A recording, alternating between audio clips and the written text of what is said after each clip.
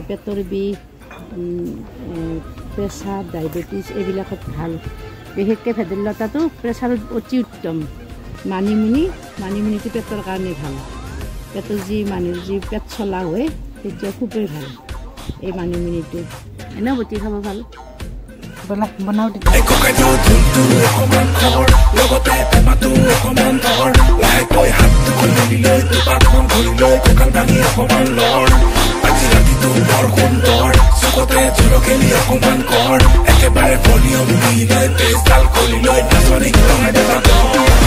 মনোৰণীয়া